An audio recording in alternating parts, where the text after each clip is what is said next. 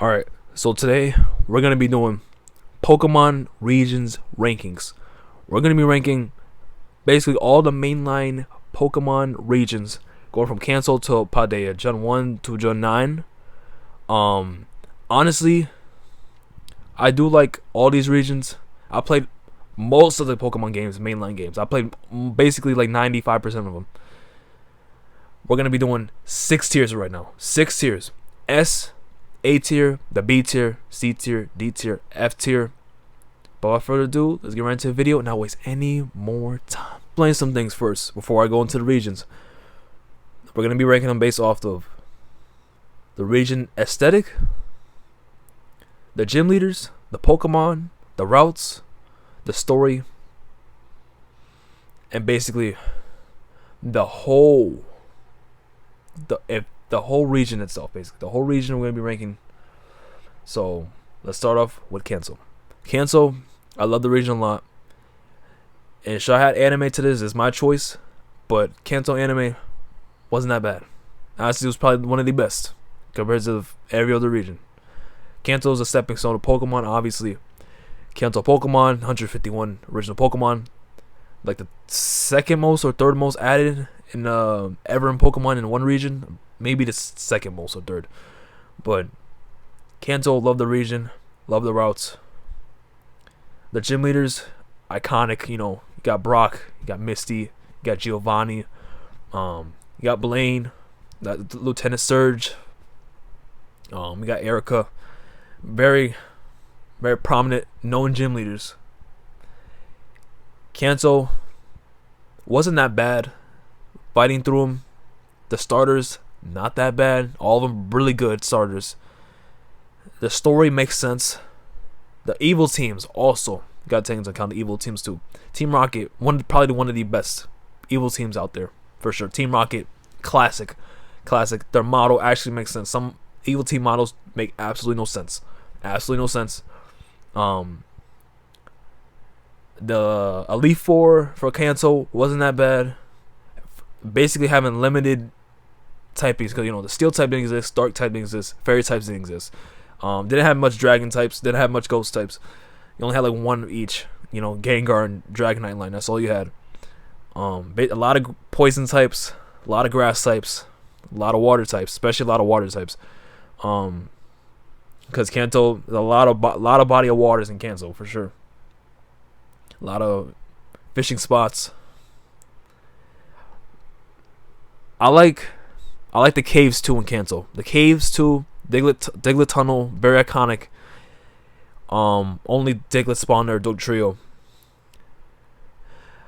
I love Kanto. Where would I put Kanto on the list? I'll probably put Kanto either S or A tier, but for now I'm gonna put it A tier. I love Kanto. Even though I wasn't alive when Kanto got released, I still appreciate Kanto as a region.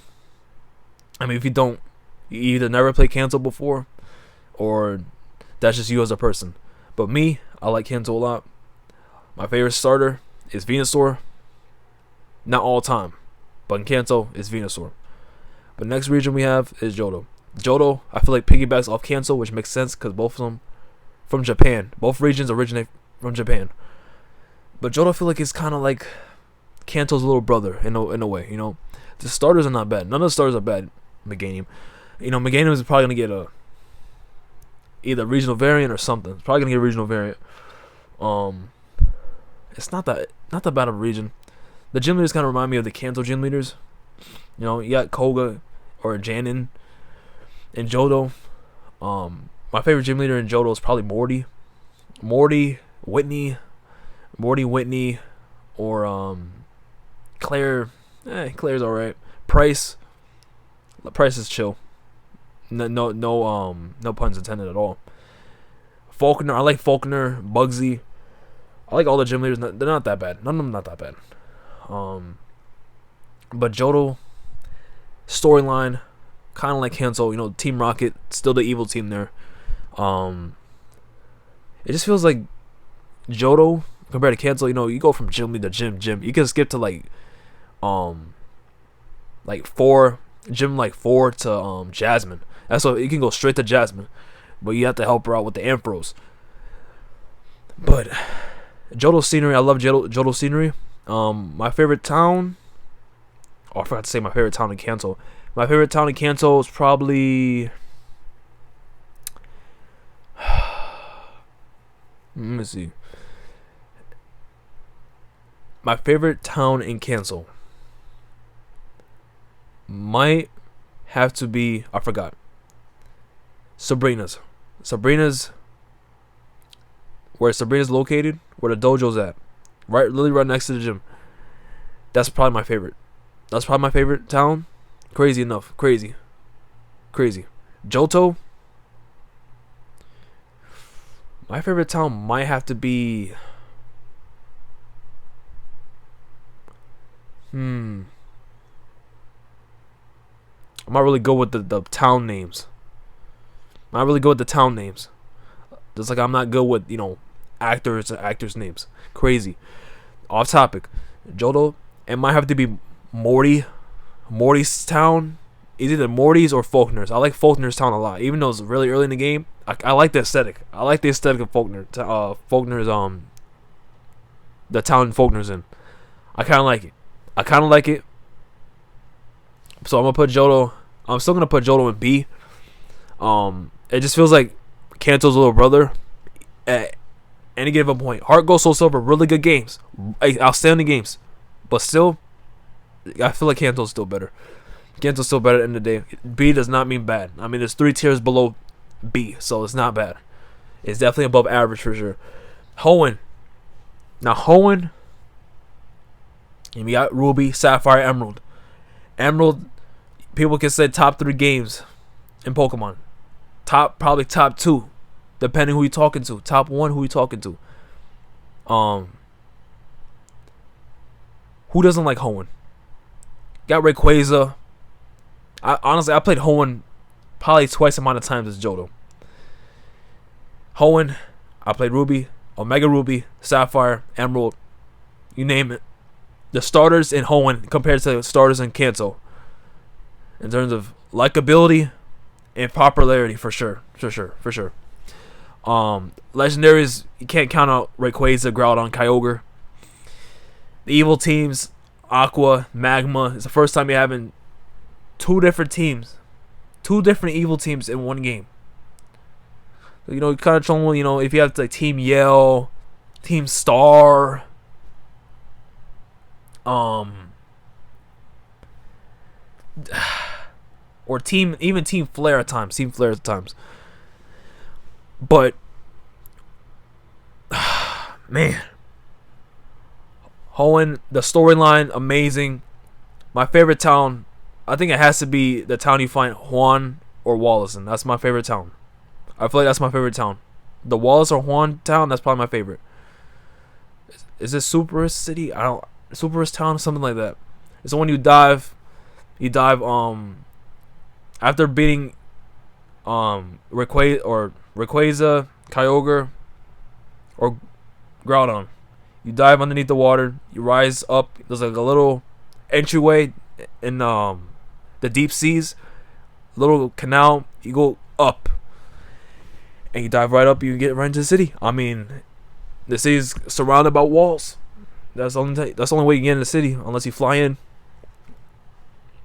But Hoenn, I'm just babbling. I don't know why I babble about that. Lot of water in Hoenn. Tons of water in Hoenn compared to Johto. Tons of water. My favorite gym leader in Hoenn is either Watson. Or Norman's not bad. Norman, do like that. I do like Watson. I feel like it's Watson. I feel like my favorite gym leader is Watson. Hoenn, as a region itself, I'm gonna put it in S tier. I mean, why would you not put Hoenn in S tier? Why would you not put Hoenn in S tier? The only Hoenn thing I could say. The only Hoenn thing I could say is that the champion Hoenn is definitely Steven. It's stronger than the rest of Kanto and Johto. The Leaf 4, definitely approved. from Johto to Hoenn. For sure. The next region we'll be talking about is Sinnoh. Hopefully I can go more into depth with Sinnoh. Sinnoh is a region. Love the starters. My favorite starter is Infernape. I feel like a lot of people also say Infernape. Also, Empoleon. Empoleon's really nice too because I like penguins. So Empoleon. Also a steel type too. A water steel type starter. You can never go wrong with that. Sinnoh, obviously, compared to all the other regions I just named, probably the most balanced region. This region also added a whole bunch of final evolutions. Mamoswine, Electivire, Magmortar, Frostlass. They had a whole bunch of Weavile, Honchkrow, Gallade, a whole bunch of final stage evolutions. And now, they added Munchlax, but not so much more baby evolutions you know what I'm trying to say. Snorlax was Gen 1, and then they added Munchlax in Gen 4. It's like Johto was the whole baby region. That's his name because there's a whole bunch of babies. Pichu, Smoochum, Igglybuff, stuff like that. But they also introduced the special physical splits. Physical special splits. The other regions didn't have that. Sinnoh actually added that. It made physical and special moves different compared to, Hoenn had it just one. This was just one category. That's it. One. It felt more like Pokemon, because they actually have a special and they have a physical side now, defensively and offensively. So that's a whole different story. And a lot of mountains in Sinnoh too, compared to Hoenn with a bunch of water. Sinnoh was more mountainy terrain, more mountains. Whole point, Snow Point City, with Candace there. My favorite gym leader has to be Faulkner. That's probably my favorite gym too. Faulkner's gym. Snow Point City is not that bad either. I like Candace City too. My least favorite is probably Byron's.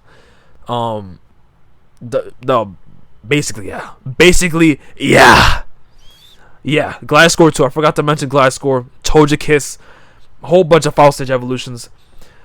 The evil team Galactic.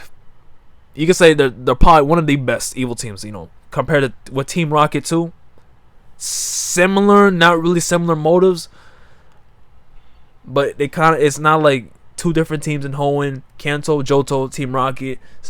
See, the early generations, I can appreciate them having actual evil teams, actual concise and exemplary evil teams for sure. Exemplary, like they blow out the window, kind of like they went all out early and then they kind of pulled out late. That's kind of what it feels like. That's kind of what it feels like. Cynthia obviously exists in this region too. One of the hardest champions you can fight in Pokemon. Post game also was pretty good too. Have the battle tower. If you want to do hardcore training, you have the battle tower. Hoenn, a little bit kind of like that, a little bit. Sinnoh also have one of the best soundtracks too. Don't get it twisted with Hoenn too. Hoenn had good soundtracks. Johto had good soundtracks, but Sinnoh's soundtracks, Sinnoh's. Cynthia's theme, obviously, Mount Cornet. Sinnoh, I'm talking to Sinnoh to S tier. I'm taking Sinnoh to S tier. Sinnoh's going straight in S. Straight in S tier. I'm not gonna even say nothing. Straight in S. Arceus, God was obviously in Sinnoh too, so S. No, let's talk about Unova. Special place in my heart. My first games I ever played, Pokemon wise, mainline was Sinnoh. Then was Unova. But Unova, I played more than Sinnoh. So I had a little bit more bias to Unova. But I'm going to keep it real organic. I'm going to keep it real organic right now. Unova, I give all its props. Since Cancel only added Gen 5 Pokemon. In the black and white games, you can only play Gen 5 Pokemon. That's it. Your team consists of only Gen 5 Pokemon. Add more Pokemon than Cancel. Pretty sure. You know, I will say a little knockoff for Unova. They did add a little bit of, spin-off Pokemon. Throw Sock was basically like Hitmonchan, Hitmonlee, or Hitmontop, Conkeldurr, Machamp.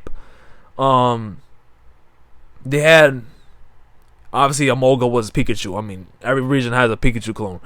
But you know what I'm trying to say, they had those Pokemon that were kind of, it felt like they were copying Kanto. But Unova, as a whole region, a lot of biome. I feel like compared to other regions, Kanto's, Johto, Hoenn, even, they had a lot of biomes. They had a desert biome. Sinnoh actually had one too. Snow biome, only grass, wilderness. There's a lot of wilderness in Unova too. A lot of wilderness, a lot of cities. This is based on New York, United States. So it was city-like. Are you sure? Very, very competitive Pokemon here. We got Escadrille, Hydreigon, Volcarona, Ferrothorn, even Conkeldurr too. A lot of weather meta exploding Unova for sure. A lot of them. You got Drizzle, Sandstream, Drought.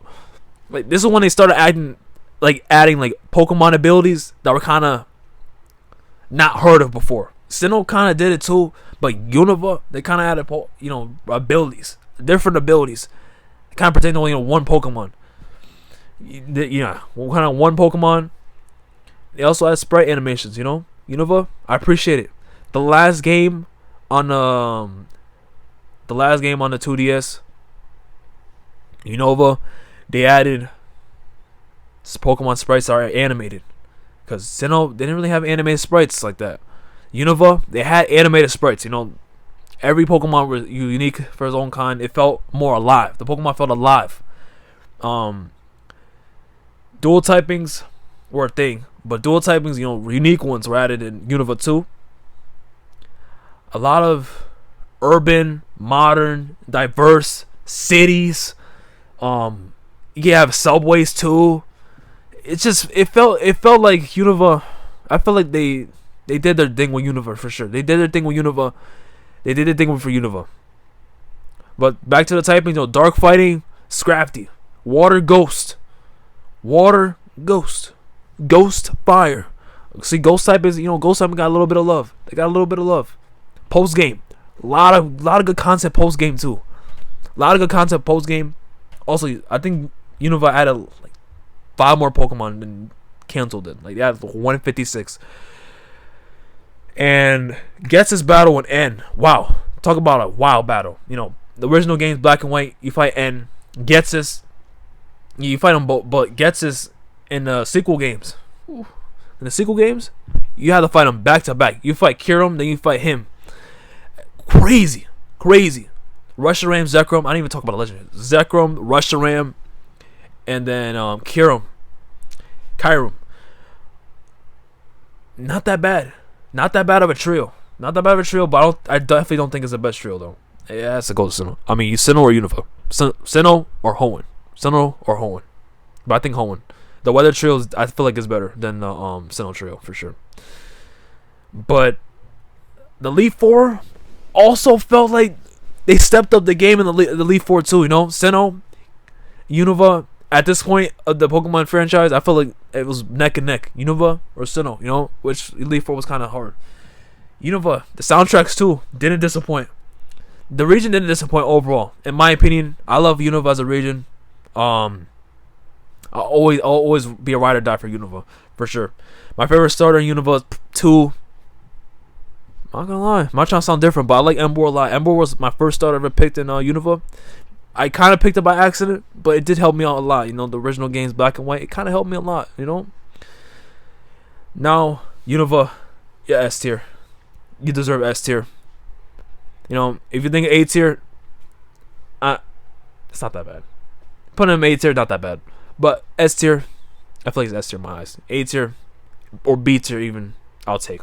Kalos as a region, I love and I hate Kalos. I don't hate Kalos that much though. Kalos, I won't say it. The games felt really easy. I know a lot of people say that, very cliche. The games were very easy. The games felt short. Easy. Greninja, they probably had one of the most prolific starters ever. Greninja, everyone loves Greninja. This is kind of like Charizard. They added another Charizard, basically, but water type, and as a frog. But Kalos is a region. I love the aesthetic of Kalos, so I will give it that. I'll give a lot of props. The first game on the 3DS, I do love Kalos a lot. I remember picking up the Kalos games at Toys R Us when Toys R Us was very popular back then. Toys R Us back in Kalos, 2012, 13. That was a whole decade ago. I love Kalos a lot.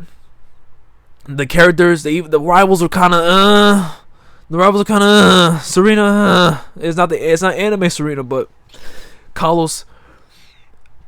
I will say, my favorite city is the one with the Psychic Olympia. That's probably my favorite city for sure. I think by a decent amount. That or Valerie City and is it Lavender Town?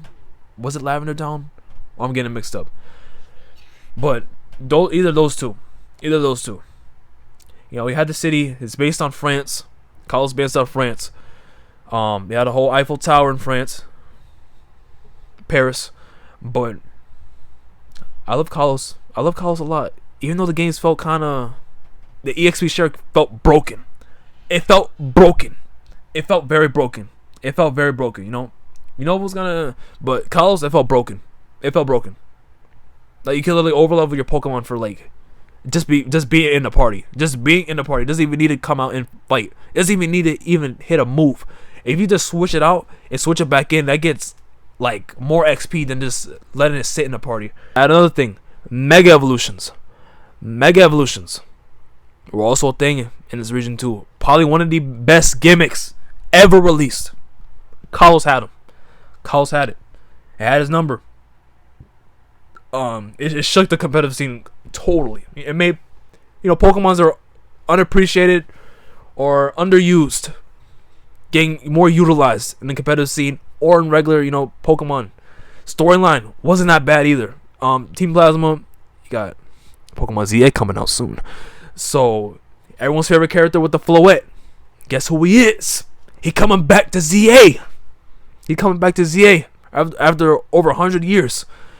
A very balanced regional deck too. Very balanced. They added a lot of Pokemon in Kalos. A lot of old Pokemon. They added also the least amount of Pokemon in a Pokemon game, I'm pretty sure. In terms of like the region adding its own Pokemon. Johto and Kalos is kind of like that. I feel like Johto added a little bit more than Kalos did in terms of new Pokemon. But either way, Kalos, I'll put it in B. I'll put Kalos in B. I'll put Unova in A. Because I said Unova was kind of piggybacking off Cancel ideas, but it made it a little bit better.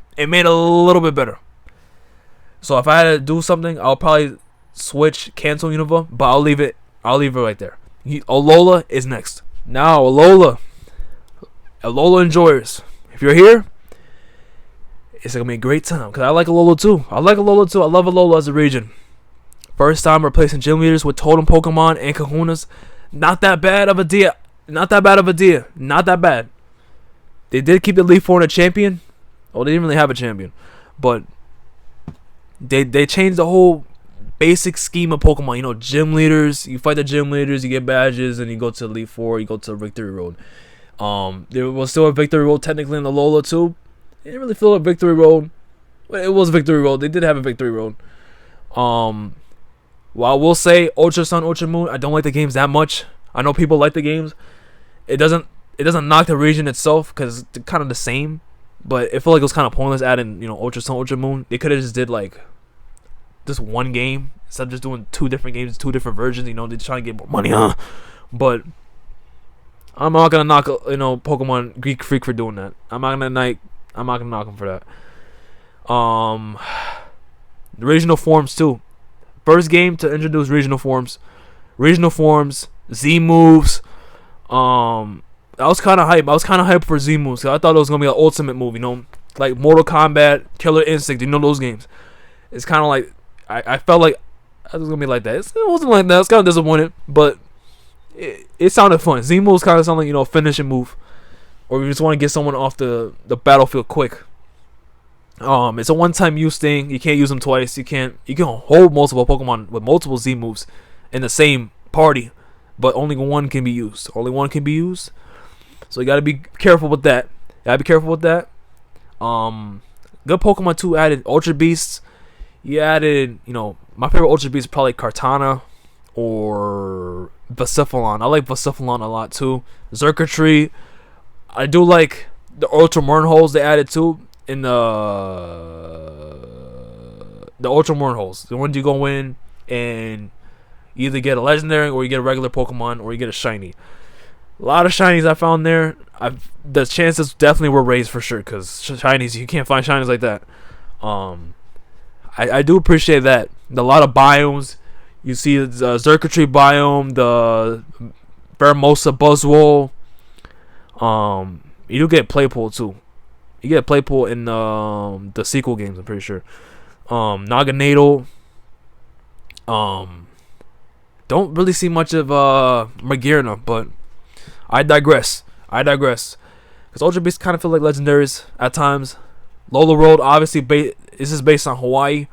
Alola's based on Hawaii. A lot of good mythic types. So you got Solgaleo, Sun, Lunala, Moon. Necrozma is supposed to be a combination of both. I think, or either a combination of both, or it's kind of like, let's just say this. It's not like Groudon, Kyogre, and a Rayquaza. That's what it felt like. Necrozma was Rayquaza, and then Groudon was probably Solgaleo, and then Moon was probably Kyogre. But the story driven lines, you know, we got Lily, Lusamine, Gladion, especially Lusamine, Gladion, and then Lily. That family tree wasn't that bad, you know. The father too. I mean, the anime they showed the father. He was out for a while.